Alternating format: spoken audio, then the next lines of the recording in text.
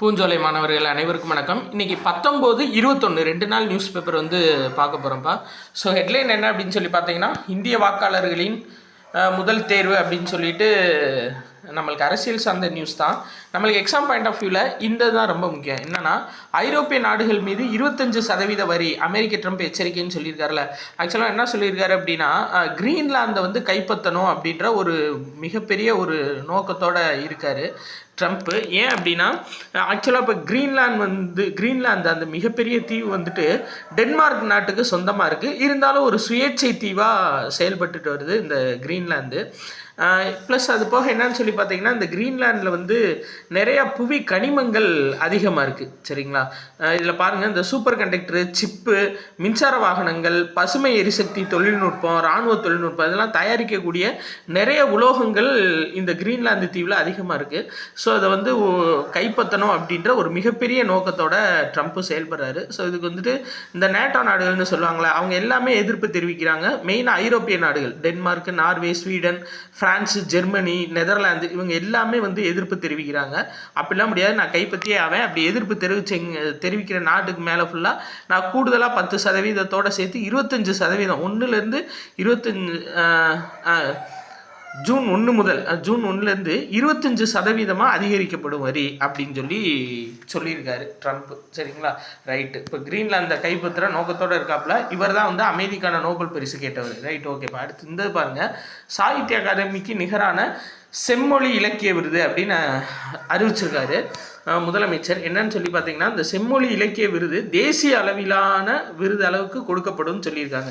எந்தெந்த மொழிக்கு அப்படின்னா, ஸ்டார்டிங்கில் தமிழ், தெலுங்கு, கன்னடம், மலையாளம், ஒடியா, வங்காளம் மற்றும் மராட்டியம். சரிங்களா? இந்த மொழிகள் எல்லாத்துலேயுமே இருக்கக்கூடிய சிறந்த படைப்புகளுக்கு செம்மொழி இலக்கிய விருது கொடுக்கப்படும் சொல்லியிருக்காங்க. ஸோ சாகித்ய அகாடமி விருதுக்கு நிகராக இந்த செம்மொழி இலக்கிய விருது இருக்கும் அப்படின்னு சொல்லியிருக்காங்க. சரிங்களா? ரைட், ஓகேப்பா.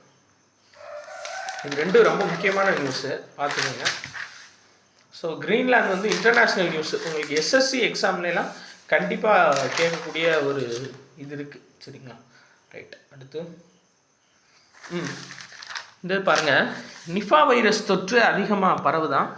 அதனால் சேஃபாக இருக்கணும்னு சொல்லியிருக்காங்க. இதில் மெயின் என்னென்னா, பறவைகள்கிட்ட இருந்து, மெயினாக வவ்வால்கள்கிட்ட இருந்து தான் பரவுது.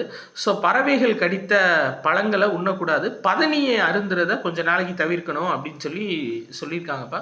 ஏன்னா அந்த மரத்தில் வவ்வால் அடையும். அதனால அந்த பதனி அந்த வவ்வாலோட எச்சில்கள், உமிழ்நீர்கள் படக்கூடிய ஒரு சூழ்நிலை இருக்குது.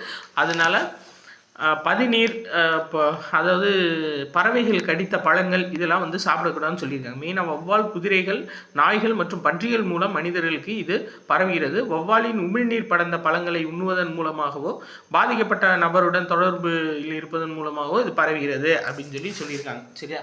மெயினாக பதினி கொஞ்சம் நாளைக்கு குடிக்க வேணாம் அப்படின்னு சொல்லியிருக்காங்க. அதை பார்த்துக்கோங்க. ரைட். இந்த ஆண்டு தேநீர் விருந்து அழைப்பிதழ் இருக்குது பார்த்தீங்களா?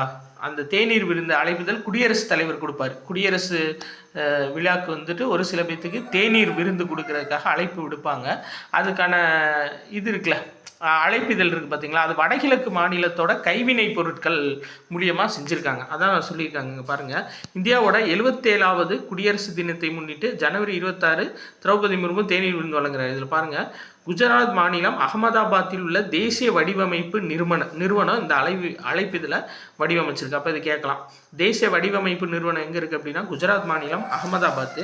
இதில் பாருங்கள், மூங்கில், கைத்தறி, துணிநார், பிரம்பு, களிமண் இதெல்லாம் ஆதிக்கம் செலுத்துது. இது வடகிழக்கு இந்தியாவின் அன்றாட வாழ்க்கை வாழ்வாதாரங்கள் மற்றும் கலாச்சார மரபுகளுடன் ஆழமாக தொடர்பை உணர்த்துகிறது. அப்போ இது கேட்கலாம், இந்த ஆண்டு குடியரசு தலைவர் தேநீர் விருந்துக்கான அழைப்புதல் எதை பேஸ் பண்ணி இருந்துச்சு அப்படின்னா, வடகிழக்கு மாநிலங்கள் அவங்களோட வாழ்வாதாரங்களை பேஸ் பண்ணி தான் இந்த இது இருந்துச்சு. சரியா? ரைட்.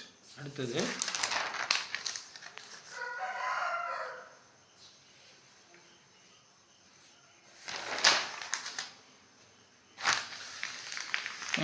ஈரோடு மாவட்டத்தில் காளிங்கராயர் அவருக்கு முழு உருவச் சிலை வச்சுருக்காங்கப்பா. என்னென்னா, இதில் பாருங்கள், ஈரோடு மாவட்டம் வெள்ளோட்டில் காளிங்கராயருக்கு முழு உருவ வெண்கல சிலை அமைக்கப்பட்டுள்ளது. இது எதுக்காக அப்படின்னா நதிநீர் இணைப்பின் முன்னோடி அப்படின்னு இவர் போற்றப்படுறாரு. 1270 வந்துட்டு இந்த காளிங்கராயன் கால்வாயை வெட்ட தொடங்கியிருக்காரு. இதில் பாருங்கள், பவானியில் காளிங்கராயர் பாளையத்தில் கொடுமுடி நொயில் இந்த தான் மொத்தம் 90 கிலோமீட்டர் தொலைவில் காளிங்கராயன் கால்வாய் வெட்டி முடிக்கப்பட்டது. ஸோ அவருக்கு சிறப்பு செய்யும் விதமாக வெள்ளோட்டில் அவருக்கு முழு உருவச் சிலை நிறுவியிருக்காங்க. ஞாபகம் வச்சுக்கோங்க. ரைட். அடுத்து 22ஆம் தேதி நியூஸ் பேப்பர். அதே நியூஸ் தான் வந்திருக்கு. 22 எடுத்துக்கிட்டிங்கன்னா நியூஸ் பேப்பர் நம்மளுக்கு ரொம்ப கம்மி, நியூஸ் வந்து ரொம்ப ரொம்ப கம்மி. இந்த இது வேணால் பார்த்துக்கோங்க. என்னென்னா, கவிஞர் ஜெயபாஸ்கரன் எழுதிய காணுயிர் கருவூலம். சரிங்களா, காணுயிர் கருவூலம்ன்ற நூல் எழுதினது யாருன்னா கவிஞர் ஜெயபாஸ்கரன். இவர் வந்துட்டு மெயினாக வந்து பார்த்தீங்கன்னா இந்த இயற்கை வளங்கள் பாதிக்கப்படுறது அது குறித்த அதை எப்படி காப்பாற்றுறன்ற குறித்த கருத்தை அதிகமாக பதிவு பண்ணுறவர். ஸோ அதுக்கு முன்னாடி வேடந்தாங்களுக்கு வந்த சோதனை அப்படின்ற புத்தகத்தையும் எழுதியிருக்காரு. இப்போ காணுயிர் காப்போம் அப்படின்ற புத்தகத்தையும் எழுதியிருக்காரு. யார் அப்படின்னா கவிஞர் ஜெயபாஸ்கரன். ஞாபகம் வச்சுக்கோங்க. ரைட். அடுத்தது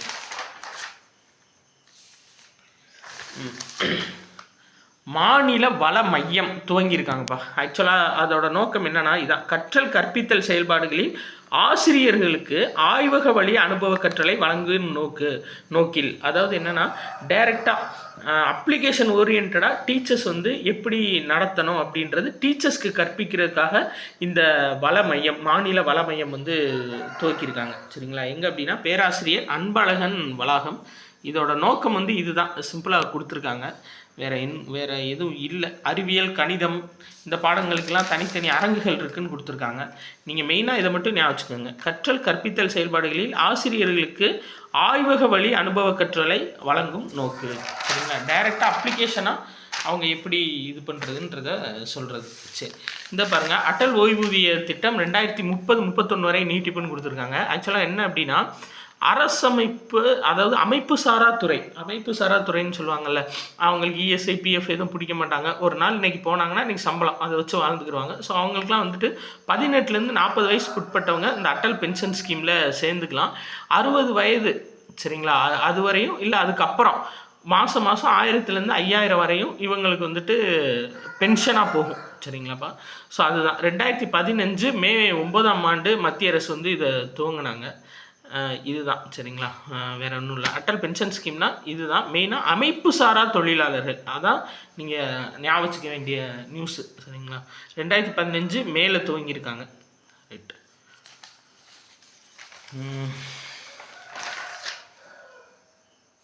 சுனிதா வில்லியம்ஸ் ஓய்வு பெற்றுட்டாங்கப்பா. சரிங்களா, விண்வெளி வீராங்கனை, இந்திய வம்சாவளி விண்வெளி வீராங்கனை சுனிதா வில்லியம்ஸ் ஓய்வு பெற்றுட்டாங்க. 1998 விண்வெளி வீராங்கனையாக நாசா வந்து சுனிதா வில்லியம்ஸை தேர்ந்தெடுத்தாங்க. 2006 டிசம்பர் 9 ஃபஸ்ட்டு டைம் அமெரிக்கா விண்கலமான டிஸ்கவரி STS 116 விண்கலத்தில் தான் இவங்களோட பயணத்தை ஃபஸ்ட்டு தொடங்கினது. சரிங்களா, ரைட். ஓகேப்பா. வேறு இந்த இது ரொம்ப முக்கியம். இங்கே பாருங்கள், டெல்லி குடியரசு தின விழாவுக்கு இந்த பாருங்கள், திருவாரூர் GRM அரசு உதவி பெறும் கல்லூரியிலேருந்து மாணவி வைகயோஷனா சரிங்களா, அவங்கள வந்து தேர்ந்தெடுத்திருக்காங்க. சரிங்களா, டெல்லி திருவாரூர் மாணவிக்கு டெல்லி குடியரசு தின விழாக்கு அழைப்பு விடுத்திருக்காங்க. எதுக்காக அப்படின்னா இந்த குடியரசு தின விழா வந்து கட்டுரை போட்டி நிறையா நடந்துச்சு. அதில் வந்துட்டு இவங்க சுதந்திர போராட்ட காலத்தில் சுபாஷ் சந்திர போஸ் இராணுவ படையில் பணியாற்றின நீரா ஆர்யா அப்படின்ற பெண்மணி குறித்து இவங்க கட்டுரை எழுதியிருக்காங்க இந்த மாணவி. சரிங்களா, நீரா ஆர்யா ஞாபகம் வச்சுக்கோங்கப்பா. நீரா ஆர்யா குறித்து கட்டுரை எழுதியிருக்காங்க. ஆக்சுவலாக இந்த பெண்மணி வந்து ரொம்ப வீரமானவங்க. இவங்களை பற்றி ஆங்கிலேயர்கள்கிட்ட சொல்லிக் கொடுக்க வந்து இவங்க கணவரே வந்துட்டு கொலை செஞ்சுருக்காங்க. யாருன்னா நீரா ஆர்யா. சரிங்களா, ஸோ அவங்களோட ஒரு மிகப்பெரிய உன்னதமான ஒரு சுதந்திர போராட்டம், ஒரு தேசபக்தியை வந்து விவரித்து கட்டுரையாக எழுதின வைகயோஷனா அப்படின்ற மாணவிக்கு, திருவாரூர் மாணவிக்கு டெல்லி குடியரசு தின விழாக்கு அழைப்பு விடுத்திருக்காங்க. சரிங்களா, குடியரசுத் தலைவர் மாளிகையிலேருந்து. அவ்வளோதான்ப்பா. ஸோ 2 நாள் நியூஸு 19 மிஸ் பண்ணியிருந்தோம். ஸோ அதுவும் சொல்லியாச்சு, 22 சொல்லியாச்சுப்பா. நன்றி.